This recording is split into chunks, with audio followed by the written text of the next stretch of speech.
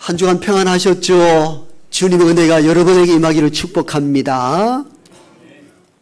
오늘 시원 찬양대 찬양처럼 날마다 감사 찬양하는 우리 모두가 되기를 또한 축복합니다.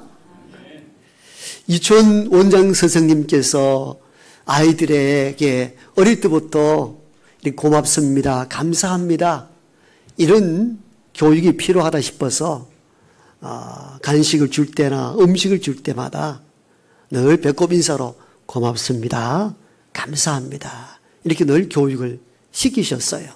오늘처럼 이렇게 무더운 어느 날 한 학부형이 자기 아이만 아니라 모든 원생들을 위해서 아이스크림을 다 사갖고 왔습니다. 너무 고마운 일이잖아요.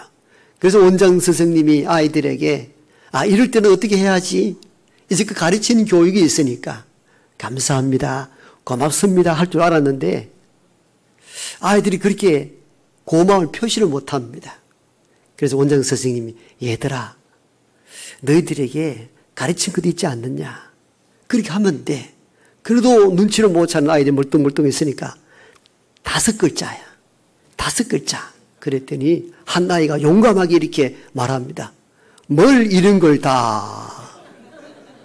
아마 엄마 아빠에게서 안 배웠겠습니까? 누군가 선물하고 누군가 베풀어도 뭘 이까짓 걸 다, 이걸 다. 고마움을 모르는 현대인들을 꼬집는 우화이지요.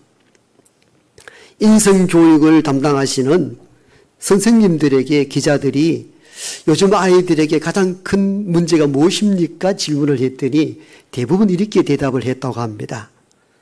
감사를 모르고 산다는 겁니다. 감사를 모르고.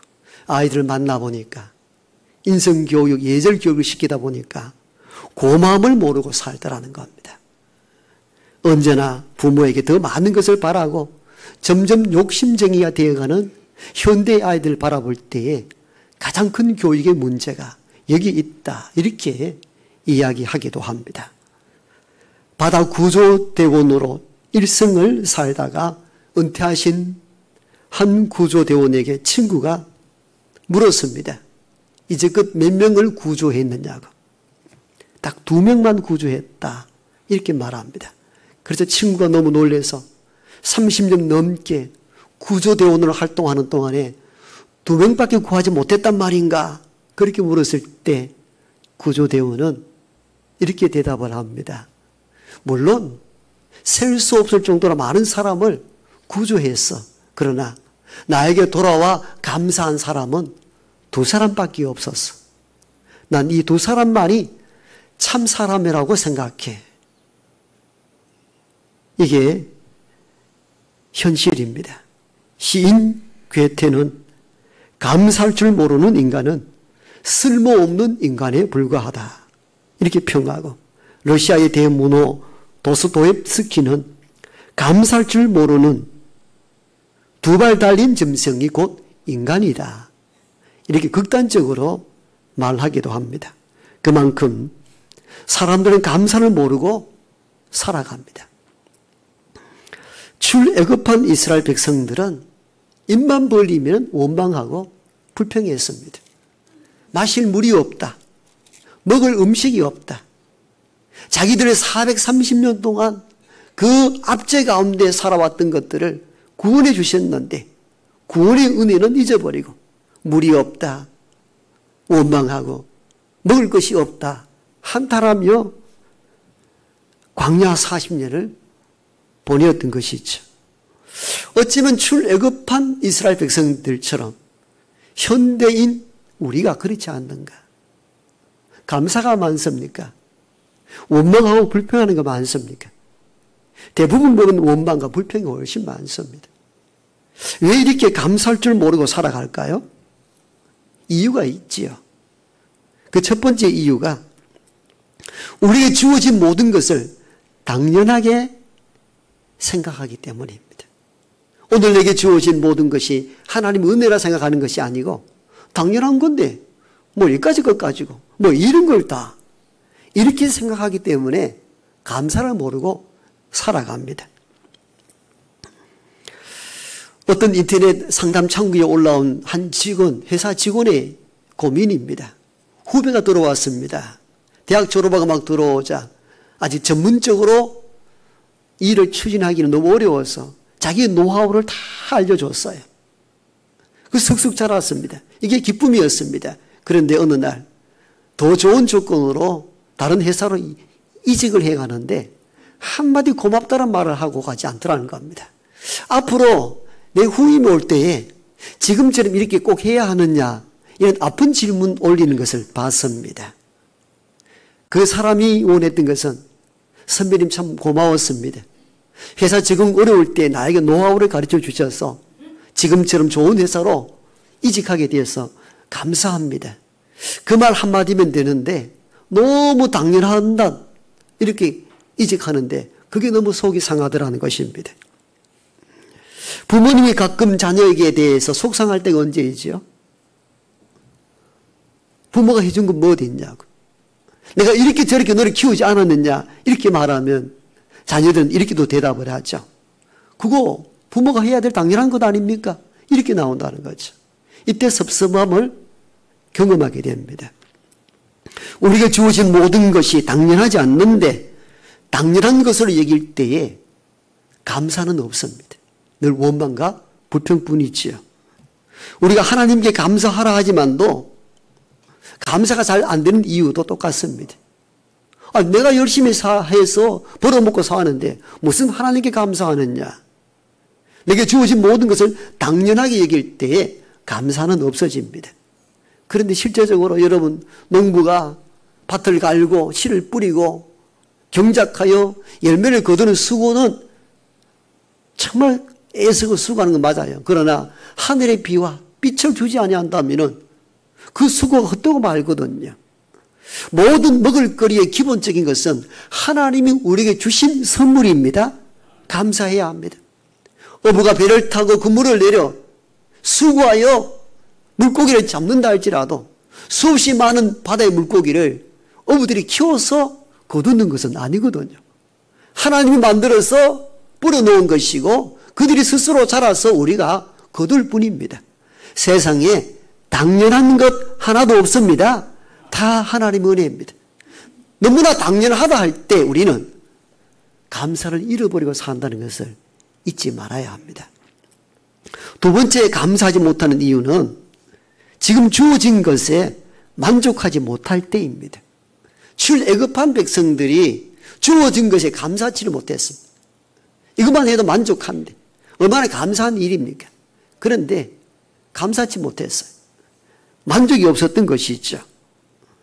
옛날에 어떤 부잣집에 하인이 있었는데 늘 중얼거리길 이렇게 중얼거립니다. 돈 10만 원만 있었으면 좋을 텐데 10만 원만 있으면 참 행복할 텐데 주인이 중얼거리는 하인의 이야기를 들었습니다. 그리고는 그까짓 그 10만 원 내게 있어도 되고 없어도 될 건데 저게 10만 원 있으면 그렇게 행복하다 하는데 그에게 기쁨과 행복을 주기 위해서 어느 날 하인을 불러다가 10만 원을 주었습니다. 너무 기뻐합니다. 그 기뻐하는 모습이 너무 좋았습니다. 그런데 설거지 하다가 이렇게 중얼거립니다. 아이씨 100만 원 할 건데. 이게 인간이라는 것입니다. 주어진 것에 만족지 않고 더 큰 것을 추구할 때 우리는 감사를 잃어버리고 살아감을 의미합니다. 이렇게 보면 한국 여성들이 대부분 참 이쁩니다. 지금 여기 오신 분들도 너무너무 이쁘지요? 혹시 그리지 아니한다 할지라도 이해하십시오. 여성들이 얼마나 무한하겠습니까? 그런데 해외를 다녀보면요. 대부분 미만 하나에 대단합니다. 근데 한국 여성들은 나이가 들면 들수록 더 단아하고 이뻐요. 그런데 한 통계조사에 의하면 아시아 여성 중에 미모에 가장 불만족이 큰 나라가 어디냐? 어찌 잘 아십니까? 한국이라 그래요. 가장 미모에 불만족스러워서 이게 78%이고 성형하기를 원하는 분들이 한 80%가 된다고 합니다. 그래서 현실에 만족을 안 하는 거예요. 만족을 안 하는 거예요. 너무 고쳐놓으니까 천국에서 하나님도 우리를 알아보지 못한다고 하잖아요. 못 알아봐요. 나 아무개 교회 다녔던 누군데 이랬는데 아닌데 아무리 봐도 모른다는 거죠. 현실에 만족치 못할 때 감사가 사라지고 맙니다. 세 번째 감사하지 못한 이유는요, 비교의식 때문입니다. 출애굽한 백성들은 하나님이 물이 없다 할 때 돌반석을 내리쳐서 물을 마시우게 하였고, 먹을 것도 없을 때 만나와 메추라를 주셨는데 고맙잖아요. 사막에 먹을 것도 없는데 먹을 것 줬으니까 얼마나 고맙습니까? 감사해야 되는데 항상 원망불평합니다. 이유가 있습니다. 그 전에 살았던 애굽과 항상 비교합니다. 우리가 애굽에 있었을 때 파와 마늘과 부추를 먹었는데 그런 식재료가 없다는 겁니다. 남만이 물릴 정도로 만나와 메추라를 어떻게 먹고 살겠느냐는 겁니다. 여러분, 남과 비교하여 살면은 만족이 떨어집니다. 남보다 더 낫다 싶으면 교만에 빠지고 모자란다 싶으면 열등감에 빠져서 원망과 불평의 삶을 살아갑니다. 우리가 18세기의 위대한 음악가로 모차르트를 알고 있지만도 모차르트보다 더 위대한 당시에 당대 최고의 음악가가 있었는데 이가 안토니오 살리에르라. 여러분 검색해 보면 이 음악가도 대단한 음악가였습니다. 그런데 우리는 살리에르를 잘 기억하지 못하거든요. 왜?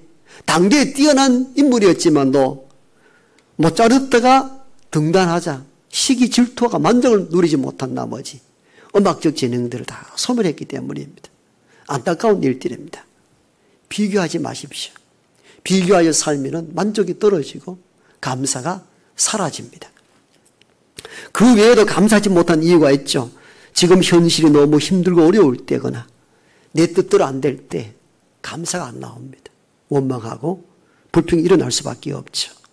우리는 이 현실 속에 살아갑니다. 그러면서도 우리는 그러면 어떻게 감사할 수 있을 것인가를 성경을 통하여 배워야 합니다.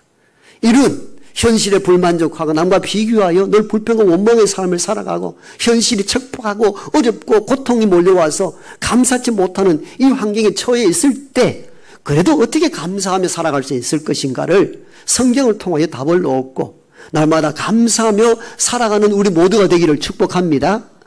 첫 번째는요, 이제껏 받은 은혜를 기억하라는 것. 이제껏 받은 은혜를 기억할 때에 감사할 수 있다는 것입니다. 오늘 우리가 읽은 본문은 출애굽 34장인데요. 22절, 23절 이렇게 기록되어 있죠. 7절 곧 맥추의 초실절을 지키고 새 말에는 수장절을 지키라. 너희의 모든 남자는 매년 3번씩 주 여호와 이스라엘의 하나님 앞에 보일지라. 즉 하나님은 유대인에게 1년에 3차례씩 절기를 꼭 지키라 명하셨습니다. 이는 시내산에서 모세가 하나님으로부터 받은 계명들입니다. 시내산에서 받은 계명이 10계명만 있는 게 아니고 생활의 법에 대한 법도 계명해 주셨는데 그 가운데 한 부분이 오늘 우리가 읽은 본문입니다. 너희는 3차례 절기, 3대 절기가 무엇인지 아시잖아요. 유월절, 초막절, 맥추절입니다. 이 3대 절기를 지키라는 것입니다. 유월절은 뭘 의미합니까? 애굽에서 우리가 이스라엘 백성들이 나가겠다 할 때 바로 왕이 계속 붙잡고 있잖아요. 그래서 재앙을 내리잖아요. 10번째 재앙이 뭡니까? 장자의 죽음입니다. 이스라엘인이나 유대인이나 애굽이나 모두가 죽게 되는 이 죽음이 놓여 있을 때에 이스라엘인들에게만큼 살 수 있는 기회를 주시는데 이는 양을 잡아서 그 피를 문지방에 바를 때에 그 죽음이 그 집을 지나가도록 하는 것입니다.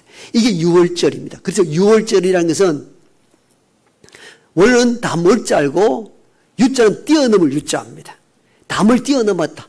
죽음의 그림자가 그 집을 뛰어넘었다. 이게 유월절이고 영어로는 우리가 알다시피 패스오버입니다.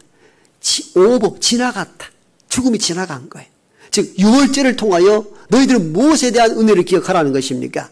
죽음에서 생명으로 구해 주신 그 하나님의 은혜를 기억하여 지키는 절기가 유월절입니다. 초막절은 이제 출애굽하여 광야 사막에 장막을 짓고 살았던 때 그때 40년 동안 장막 가운데 하나님 우리를 이끌어 주시고 인도하시고 보호하신 은혜를 기억하라 하여 지킨 절기가 초막절이고 맥추절은 가나안 땅에 들어가서 첫 수확물이 있을 때 그걸 들여서 이 모든 것을 주신 이가 하나님임을 기억하여 지키라는 절기가 맥추절입니다. 그러니까 절기를 주신 이유가 무엇입니까? 과거 지난 하나님이 너희 백성에게 베푼 은혜를 기억하라고 절기를 만드셨고, 절기를 통해서 유월절은 죽음에서 생명을 건져주신 은혜를 기억하고, 초막절은 광야 40년 동안 지나는 동안에 우리를 보호하시고 이끄시고 인도하신 하나님의 은혜를 기억하며, 맥추절은 주신 모든 먹거리가 하나님의 선물입니다. 이 은혜를 기억하라는 것입니다. 그래서 3대 절기를 주신 것이죠. 그래서 우리가 감사가 안 나올 때 뭘 생각해야 되는가? 지금이 아니라 과거 나를 붙드시고 인도하시고 구원해 주신 지나간 하나님의 은혜를 기억하는 것입니다. 하나님의 은혜를 기억하면은 감사 아니할 수 없다는 것입니다. 찬송가 429장에 보면은 이런 가사가 나오잖아요. 주의 복을 세어보라는 겁니다. 주의 복을 세어보라. 어떤 때 세상 모든 풍파 너를 흔들어 약한 마음으로 낙심하게 될 때 너에게 주신 주의 복을 세어보아라. 낙심이 되고 고난이 몰려올 때 그걸 인하여 원망불평할 것이 아니라 너에게 주신 주의 복을 세어보아라. 세상 걱정 너를 누르고 십자가를 등에 지고 나갈 때 주가 너에게 주신 복을 세어보아라. 3절은 이렇죠. 세상 권세 너희 앞길 막을 때 주만 믿고 낙심하지 말아라. 천사들이 너를 보호하려니 염려 없이 앞만 보고 나가라. 받은 복을 세어보아라. 크신 복을 너가 알리라. 아멘. 복을 세어보라는 것. 은혜를 세어보는 거죠. 안 되는 것, 실패한 것, 아픈 것 세어보는 것이 아니고 받은 복도 많잖아요. 받은 복을 세어보라는 겁니다. 그리하면 감사가 나온다는 것입니다. 두 번째, 어떻게 할 때 감사가 나오는가 하면은 하나님이 모든 것을 예비할 줄로 믿을 때 감사가 된다는 것입니다. 오늘 찬양대의 찬양 가사 속에 그 대목이 나오더라고요. 하나님이 예비하심을 믿고 감사하는 것. 그렇죠. 아브라함이 100세에 난 아들 이삭을 바치려고 칼을 빼어 그를 헤아려 할 때 아브라함아 아브라함아 네가 나를 얼마나 사랑하고 얼마나 믿는지 이제 알게 되었어요. 칼을 내려놓아라. 내려놓고 주변을 살펴보았더니 숯불에 걸린 숫양을 발견하게 됩니다. 그 양을 잡아 아들 대신 각을 떠서 하나님께 첫 번째 예배 제사를 드립니다. 그러면서 이렇게 고백합니다. 여호와의 동산에서 다 준비되리라. 여호와 이래라. 아멘. 여호와가 다 준비해 주셨구나. 준비해 주셨구나. 그러니까 감사하여 첫 번째 감사의 예배를 드렸던 것이죠. 출애굽한 백성들에게 하나님은 가나안 땅을 이미 예비해 두셨습니다. 그래서 그 땅으로 가라 하신 것이죠. 예비 준비 없이 아무 때나 막 가라 하신 하나님이 아니신 것입니다. 지금 우리가 갈 바를 알지 못하고 어떻게 해야 될지 알지 못하거나 하나님은 저와 여러분들이 가야 할 길과 머물러야 할 곳, 살아가야 될 모든 것들을 예비하고 준비하시는 하나님이신 줄 믿습니다. 그때에 현실의 어려움을 극복하고 우리 안에서 감사가 흘러나올 수 있게 되는 것입니다. 이렇게 지난날 받은 은혜를 생각하고 하나님이 미리 준비해 주심을 믿고 날마다 감사하며 살아가는 우리 모두가 되기를 축복합니다. 감사를 구체적으로 하셔야 됩니다. 하늘의 하나님, 빛과 비를 내리시어 먹거리를 주신 하늘의 하나님, 많은 사람 가운데 우리를 선택하여 하나님 백성 삼으신 구원의 하나님, 하나님께 감사할 수 있기를 원합니다. 그리고 이 땅에 우리를 낳고 양육하신 부모님에게도 감사할 수 있어야 합니다. 우리가 그냥 이렇게 사는 것이 아니잖아요. 인간만큼 더디게 성장하는 이가 없습니다. 송아지나 망아지는 낳자 말자 걷고 뛰어다닙니다. 사람은 걷기까지 1년이 넘는 세월 동안 부모의 도움을 받아야 한 인생이 겨우 설 수가 있습니다. 그만큼 더딥니다. 부모의 도움으로 형제의 도움으로, 때로는 인생 선배의 도움으로, 학교 선생님의 도움으로 한 인간이 성숙해 갑니다. 그러므로 하늘의 하나님께도 감사해야 되지만도 부모님에 대한 감사, 형제, 지인, 선배, 친구, 교우, 선생님, 이 모든 이들에게 감사할 수 있는 저와 여러분 되길 원합니다. 여러분, 감사는 표현해야 됩니다. 표현하지 않는 감사는 감사가 아닙니다. 우리가 종종 이런 말을 하잖아요. 노래는 부를 때까지 노래가 아니며 종은 울릴 때까지 종이 아니고 사랑은 표현할 때까지 사랑이 아니며 축복은 감사할 때까지 축복이 아니다. 하나님께, 부모님께, 세상에 도움받는 모든 형제, 지인, 친구, 선생님께 고맙습니다. 감사합니다. 표현할 수 있기를 원합니다. 표현을 좀 해야 됩니다. 그런데 꼭 경상도 사람들이 이렇게 말하죠. 꼭 말로 해야 합니까? 예, 꼭 말로 해야 합니다. 말로 하십시오. 마음에 두지 말고 표현하는 것이 굉장히, 표현할 때 비로소 그것이 완성이 되잖아요.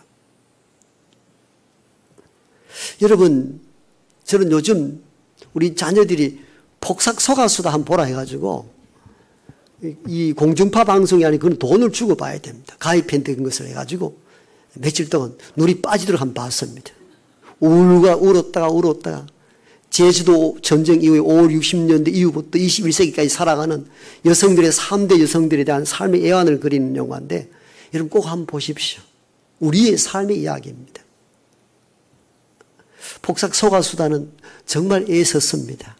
정말 수고했습니다라는 제주도 방언이더라고요. 정말 애썼습니다. 수고하셨습니다. 여러분, 우리는 가까이 있는 사람들에게 고맙습니다. 감사합니다. 표현을 잘 안 하잖아요. 표현하고 살아야 됩니다. 표현을 하십시오. 남편은 아내에게 일생 가정을 지키고 아이들 키운다고 애쓰셨다고 고맙다고 표현할 수 있기를 축복합니다. 말 좀 하시라니까. 표현을 좀 하세요. 표현. 고맙습니다. 또는 아내는 남편에게 힘든 경쟁 사회 속에서 가정의 건설을 위해서 수고하고 애쓴 거 다 압니다. 정말 고생하셨습니다. 애썼습니다. 고백하는 것이 필요합니다. 굉장히 중요한 내용들입니다. 교회 안에 집사님을 만났을 때도 교회 일을 한다고 얼마나 수고가 많습니까? 주방팀들에게는 이 여름날 이 불 앞에서 음식 만드는데 얼마나 애를 썼습니까?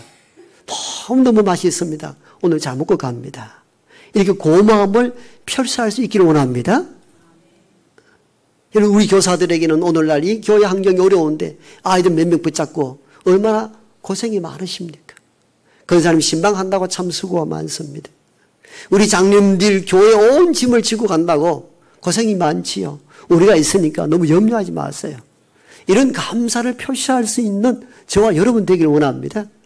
성도는 교육자들에게 이 어려운 시기에 얼마나 힘이 드십니까? 우리가 있습니다. 기도합니다. 이 따뜻한 언어, 고마움 표시를 할 수 있어야 됩니다. 고맙습니다. 감사합니다는 것은 말로도 표현하고 몸으로도 표현이 필요합니다. 그래서 등을 또닥이고 손을 잡아주면서 위로하기도 하고 그 다음에 물질로 선물로 표현하기도 합니다. 3대 절기에 나오는 이스라엘 백성들을 내 앞에 나올 때에 꼭 재물을 들고 오라. 하나님이 가난해서 재물 들고 오라 한 것이 아니었어요. 그것이 감사의 표현이었기 때문이었습니다. 그래서 가끔 말로도 해야 되지만도 계속 말로만 떼어붙이면 안 됩니다. 가끔 토닥이고 가끔 선물로서도 자기 마음을 표현할 수 있는 것 필요합니다.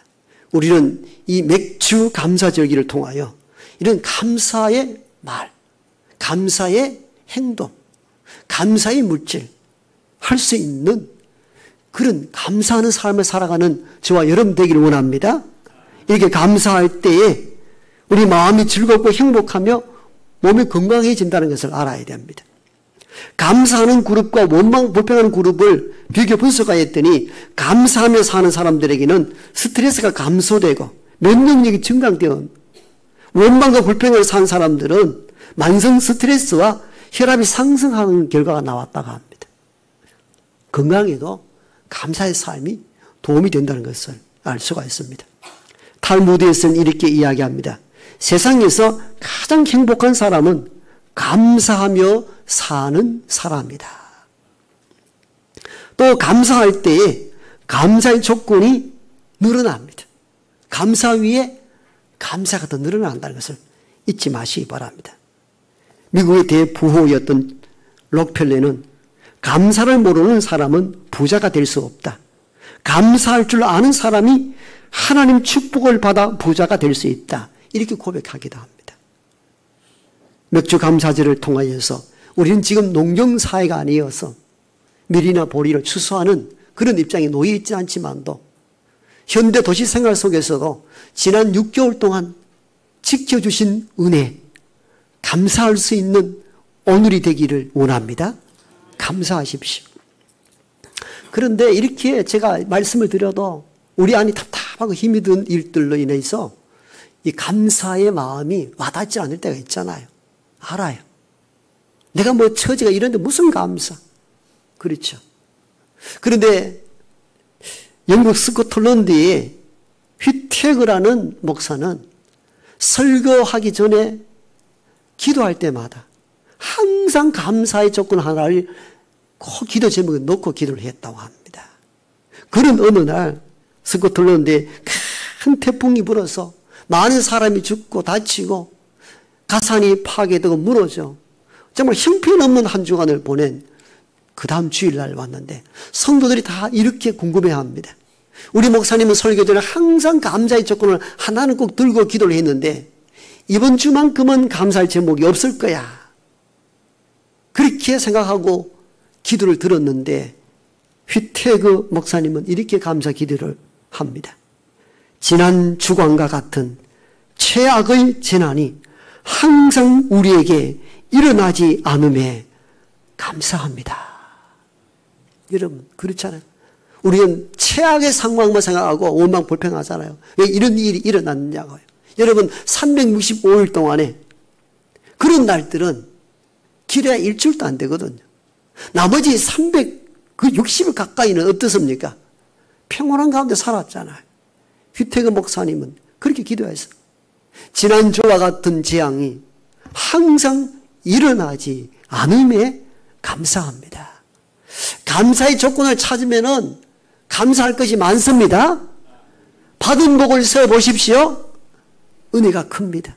그래서 맥주 감사주의를 통해서 늘 감사를 표현하고 감사하는 삶을 살아가기를 축복합니다. 데살로니가 전서에 보면은 범사에 감사하라.